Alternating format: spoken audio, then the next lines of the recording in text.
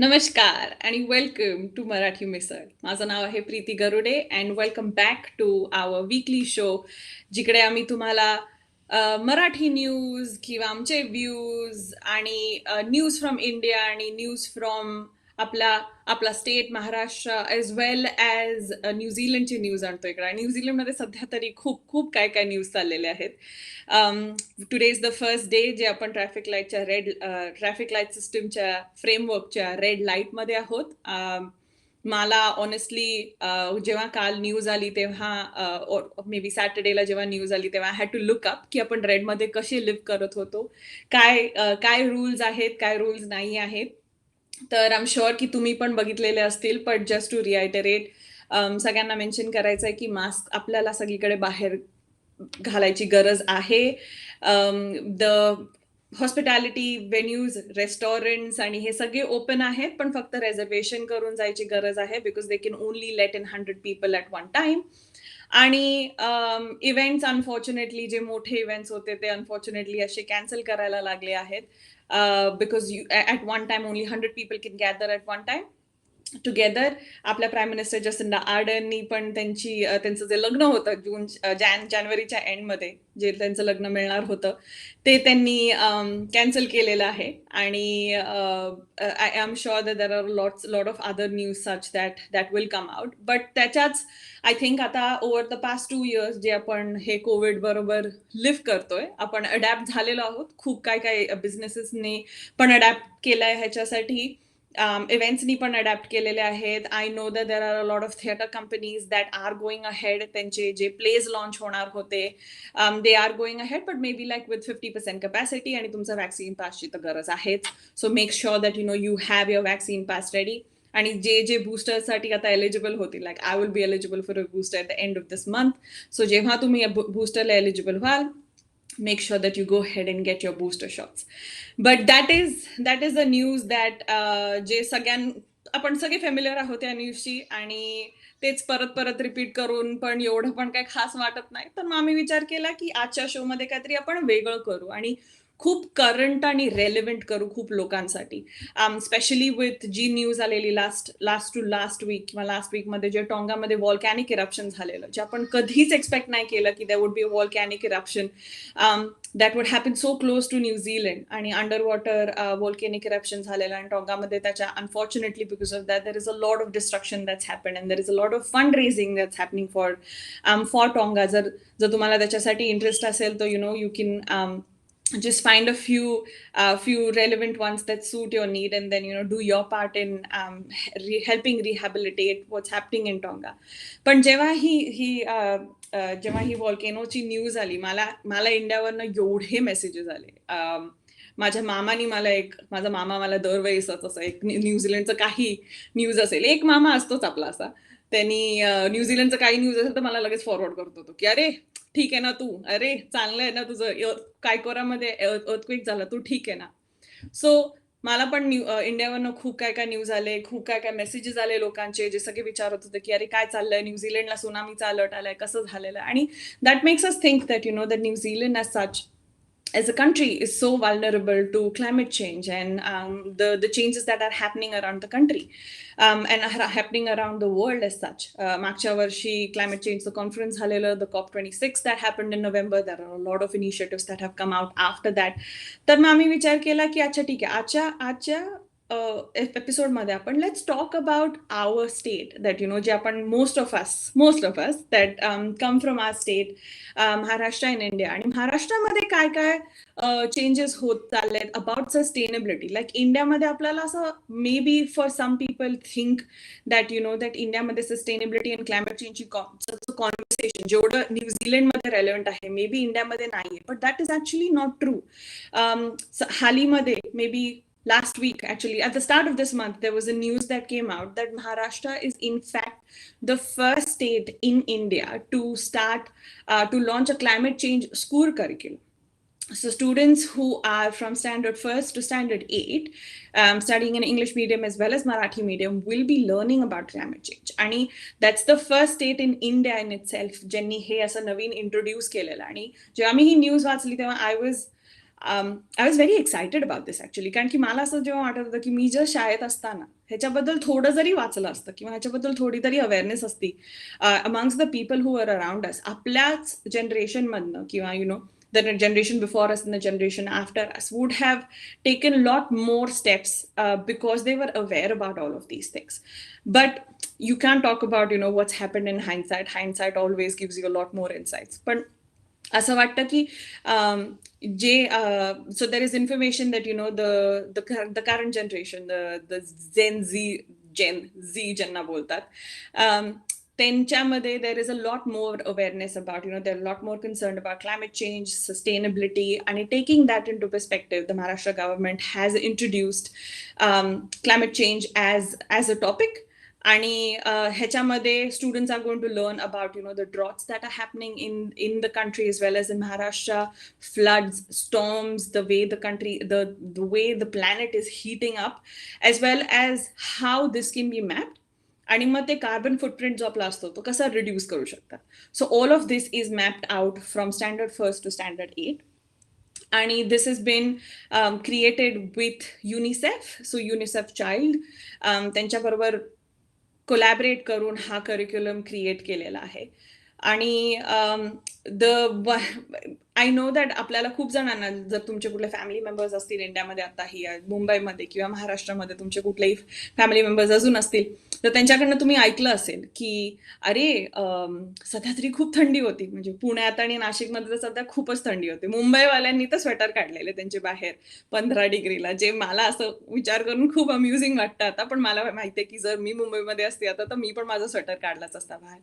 पण थंडी झाली आणि मग आता मागच्या 2-3 दिवसात खूप पाऊस पडत होता. So these drastic changes in the climate, that is something that is very concerning, specially in India. आणि जर तुम्हाला माहिती नसेल तर Maharashtra is actually one of the most climate vulnerable states in the country. So this is something that has been introduced by the Maharashtra government. So taking that into consideration, तर आम्ही as Marathi मिसळची team तुमच्यासाठी काहीतरी एकदम मस्त आणण्यासाठी आम्ही विचार करत होते की याच्या अजून पण लोकांनी किंवा कंपनीजने किंवा आपले छोटे शहर किंवा गावांनी पण काहीतरी केलंच असेल, म्हणजे लोकांना माहिती असेल ह्याच्याबद्दल आणि त्यांनी पण काहीतरी इनिशिएटिव्ह घेतली असेल. तर आमच्याकडे अशा 2 स्टोरीज आहेत जे आम्हाला आमच्या रिसर्चमध्ये मिळालेल्या, जे आम्हाला वाटलं की आपल्या जे ऑडियन्स आहेत त्यांच्यासाठी आपण ह्या सगळ्या स्टोरीज घेऊन येऊया. तर त्याच्यातली एक पहिली स्टोरी, सो स्टोरीज या अशा आहेत की देर is a lot of conservation work आणि सस्टेनेबिलिटी काम जे आहे महाराष्ट्रामध्ये खूप काय काय चालतंय सध्या तरी. तर त्याच्यातले आम्ही विचार केला की आम्ही 2 स्टोरीज तुमच्यासाठी आणू. तर ही एक स्टोरी आहे. महाराष्ट्रामध्ये एक गाव आहे, त्याचं नाव आहे कडबनवाडी. कडबनवाडी आहे पुण्याच्या जवळ. आणि ह्या कडबनवाडीमध्ये खूप it's surrounded by a lot of greenery, पण त्यांच्याकडे खूप कमी रेनफॉल पडतो, लाईक म्हणजे खूपच कमी रेनफॉल पडतो. आणि the the the village has previously gone through a lot of drought. त्यांच्याकडे आय थिंक 1970s मध्ये त्यांच्याकडे खूप खूप प्रचंड ड्रॉट आलेला. तर त्यांनी because they went through all of this, तर त्यांनी डिसाईड केलं की हे we will take matters into our own hands only. What they have done is that they've created an oxygen park in the middle of the village. So in the middle of the village there was a 20-acre abandoned forest land जो त्यांनी oxygen पार्कमध्ये बनवलेला आहे. तर ह्याच्यासाठी गावाची लोक खूप खूप एकत्र आलेली आहे, पुण्याची पण लोक जवळ आलेली होती, आणि गव्हर्नमेंटच्या फंडिंगने पण त्यांनी एक असं ऑक्सिजन पार्क तिकडे बनवलं, just so that environmental crisis जी असते आणि इम्पॅक्ट्स ऑफ क्लायमेट चेंज जे असते ते निगेट करू शकतील तसे. तर ही इनिशिएटिव्ह त्यांच्या आधीच्या सरपंचनी सुरू केली, आणि जे रिटायर्ड सायन्स टीचर आहेत तिकडे गावात, तर त्यांनी डिसाईड केलं की हा जो अबॅन्डन्ड फॉरेस्ट लँड आहे, तर त्यांनी त्या फॉरेस्ट लँडमध्ये छोटी छोटी झाडं प्लांट केली. आणि द आयडिया वॉज की to plant trees of varieties that are not found आसपास कुठेतरी. तर त्यांनी पुण्याच्या पण खूप एन्व्हायरमेंटलिस्टला बोलवलं, त्यांच्याबरोबर पिपळचं झाड, बानियनचं, ह्याचं आपलं काय बोलतात जामुनचं झाड, तर ही सगळी झाडं त्यांनी तिकडे लावली. अँड ह्याच्यासाठी obviously there was a little bit of funding that came from the government. पुण्यातनं खूप लोकांनी सपोर्ट केलं त्यांना, आणि मग लोकल फार्मर जो होता त्यांनी त्याच्या फार्मचं पाणी दिलं तिकडे. आणि दर संध्याकाळ गावातली जी सगळी लोक असतात ती जाऊन तिकडे बघतात की त्या ऑक्सिजन पार्कमध्ये जाऊन बघतात की अरे सगळं ठीक आहे ना, की आपले सॅपलिंग्स जे सगळे आहेत, की झाडं जी लावलेली आहेत ती सगळी चांगली चाललेली आहेत का. आणि नाव व्हॉट हॅज हॅपन्ड की जे हे कडबनवाडीमध्ये जे काम चाललेलं त्याच्यानंतर एवढ्या लोकांनी एवढ्या बाकीच्या आसपासच्या गावांनी हे बघून खूप काय काय इन्स्पिरेशन घेतलं आणि आपले जे मिनिस्टर आहेत त्यांनी पण जाऊन त्याच्या पहिल्या अॅनिव्हर्सरीला जाऊन तिकडे बघितलं की अरे काय काय झालेलं आहे. आणि this initiative has been very very much lauded and appreciated in Maharashtra. आणि मला असं वाटलं की this was a story that needs to be brought in front of a wider audience, because primarily आपल्याला असं वाटतं की अरे मी एकच आहे, मी काय करू शकतो, ठीक आहे मी लाईट बंद करीन माझा, किंवा मी माझ्या गावाच्या जवळ एक झाड लावलेलं आहे. पण तुम्ही ते एक झाड पण लावलं किंवा तुम्ही त्या एन्व्हायरमेंटली कॉन्शियसली तुम्ही काय डिसिजन घेतला आणि जसं केलं तर त्याच्याने पण खूप मोठा काय काय इम्पॅक्ट होतं. तर this is one of the really small things, की एक छोटंसं गाव जे महाराष्ट्रामध्ये आहे त्यांनी केवढा मोठा इम्पॅक्ट केला आहे. आणि त्यांनी the purpose of their impact was की आणि हे त्या तिकडच्या सरपंचने ऍक्च्युली सांगितलेलं आहे. त्यांचं असं म्हणणं होतं की आमचं ह्याच्या मागे ध्येय हा आहे की आम्हाला आमची जी पुढची पिढी आहे त्यांच्यासाठी हे जग तसं चांगलं, जसं आम्हाला चांगलं मिळालं तसं त्यांच्यासाठी ते चांगलं ठेवायचं आहे. आणि हे ऐकून मला खूपच मस्त वाटलं. आय वॉज लाईक की हा म्हणजे अशीच जर आपण मेंटॅलिटी ठेवली, किंवा this is the mindset that we go with the talking issues of climate change and sustainability are something that we can tackle at one stage or the other. आता दुसरी जी स्टोरी होती माझी, आणि या स्टोरीबद्दल, ही स्टोरी ऍक्च्युली खूप जुनी आहे आणि I can't believe that there hasn't been a lot of awareness that a lot of people know about this. पण पुण्यात एक कंपनी आहे कॉल्ड DMS इंजिनिअरिंग. तर त्यांनी काय केलंय, त्यांनी जे आपले अबॅन्डन्ड फिश नेट्स असतात ना, तुम्हाला आठवत असतील की जर तुम्ही मुंबईचे किंवा कुठल्याही कोस्टल रिजनचे असाल तर तुम्हाला माहितीये की असं रस्त्यावरती आपल्याला हे जे फोटोमध्ये दिसतंय, रस्त्यावरती असे ते फिश नेट्स किंवा बाजूच्या सीच्या इकडे असे फिश नेट्स जे असतात, मे बी तिकडे फिशरमॅन असेल किंवा नसेल, पण तुमच्या पायात एकदा तरी आलेलाच असेल जर तुम्ही एकदा दोनदा त्या इकडनं फिरलेला. तर दिस DMS engineering, which is a Pune based company, what they have done is that they have created used these abandoned fish nets and turned them into surfboards. Now that when I heard that, I was just so mind boggled, कारण की जर तुम्ही Netflix वरती ती documentary बघितली असेल, there's a documentary called Seaspiracy. um, if you haven't seen it, I'll tell you a little bit about it. So what Seaspiracy tells is that there is a bigger problem in the plastic waste that is found in our oceans, and those are primarily the fishing nets. There's something called as the Great Pacific Garbage, which is like 87% of the fishing nets contribute to the plastic population in our oceans. So what these are called like ghost nets or ghost gears basically. So what DMS engineering has done, so they are a company which works in the field of nutrition, health science, biosciences, and sustainability living, is that they've converted these fishing nets into high quality surfboards. So they've tied up with a global water sports company called Starboard. जे surfing board बनवतात, wind Surf board बनवतात, paddle board किंवा kite boards बनवतात. So त्यांनी काय केलेलं आहे की हे जे फिशिंग नेट्स असतात हे गॅदर करायला त्यांनी जे लोकल फिशरमॅन कम्युनिटी असते त्यांच्याबरोबर टायअप्स केलेले आहेत. कारण की हे फिशरमॅन जे असतात ह्यांच्यासाठी पण हे जे अबॅन्डन्ड फिश नेट्स आहेत किंवा हे गोस्ट गिअर्स आहेत ते पण त्यांच्यासाठी प्रॉब्लेम आहे, कारण की त्यांच्या इधर बोटच्या मोटरमध्ये अडकतात किंवा रडर्स मध्ये अडकतात. Obviously it affects the fish population and the biodiversity that's there in the ocean, right? So which indirectly sort of affects or directly affects the fishermen's livelihood if you look at it. So त्यांनी हे जे fisherman fraternity आहे किंवा community आहे त्यांच्याबरोबर त्यांनी community engagement केली की आम्ही तुमच्याबरोबर असं काम करू की तुम्ही आमच्यासाठी हे जे अबॅन्डन्ड फिश नेट्स आहेत ते सगळे गॅदर करा within the Arabian Sea as well as the Indian Ocean. So the company has till now recycled about 6,000 tons of nets into surfboards. So what they do is that once these nets are collected, they're cleaned for all of the dirt, the seashells, and unwanted material that that is present in those or rather stuck in those nets. And then the nets they're mixed with additives and they undergo a process developed by the company. So these fishing nets are covered to granules and then they are processed into fiberglass surfboards.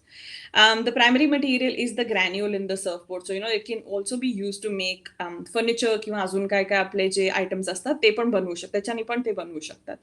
So, the one of the important things that this company follows is that because it's made out of biodegradable material किंवा जो material खराब होणारा असतो त्यांच्यासाठी quality is more important. So त्यांची जी technology आहे it's developed over a lot of years that has been develop. पण त्यांना सध्या तरी the biggest problem that they are anyway facing is that त्यांच्याकडे तेवढे ते फिशिंग नेट्स नाहीये. कारण की हे फिशरमॅन जे असतात they don't earn anything from collecting any sort of this ocean waste. So it's like very important for from a collaboration point of view for them as well की ही जरी आपण fisherman community बरोबर type केलेलं आहे पण आपल्याला ह्याचं in general reduce कसं करायचं the usages of this or rather working towards from a community engagement आणि सस्टेनेबिलिटी पॉईंट ऑफ व्ह्यू. तर ही कंपनी DMS इंजिनिअरिंग त्याच्यासाठी पण काम करते. So when I read this story, हे दोन स्टोरीज आहेत माझ्या. But when I read the story, I was very intrigued. There is, on the one hand, there is a lot of technology development that's happening, where we can use the current technology that's out there to sort of turn our waste that we have into something that is sustainable. So New Zealand मध्ये पण तसे खूप काय काय products आहेत. प्रचंड development आणि प्रचंड कॉन्व्हर्सेशन चाललंय सस्टेनेबिलिटी बद्दल न्यूझीलंड मध्ये. So if you and if you feel that you want to be a part of this conversation, there are a lot of outlets that are out there that can help you gain more awareness about this, as well as on the other side आपल्याला जशी कडबनवाडीची story सुरू होती की as one person तुम्हाला असं वाटत असेल की तुम्ही खूप डिफरन्स नाही करत आहात, पण तुमचं जेव्हा गाव एकत्र येतं Wien your community comes together and works and makes a difference. So it can just be you can just be that one sarpanch जे तुमच्या गावातले तुमचे एकच सरपंच असू शकतात जे सगळ्यांना सांगत असाल की अरे नाही आपण हे असं करायला पाहिजे. So I guess the moral of the story is that तुमचं जे the conversation about sustainability needs to start now for our generation for the following generations to be able to live the lives that we have. आणि या मराठी मिसळचा हा जो show होता, I hope that तुम्हाला सगळ्यांना ह्याचे that us bringing these two stories to you has inspired you to look for more stories like this and look for ways की तुम्ही पण how can you make a difference in all of this. And आम्ही पुढल्या आठवड्यात पण याच वेळेस परत येऊ. माझ्या बरोबर माझे संपर्क आणि माझे संवाददाता प्रशांत बेळवलकर जरूर असतील पुढल्या आठवड्यात. So we hope to see you then. Thank you so much for joining in to Marathi misal.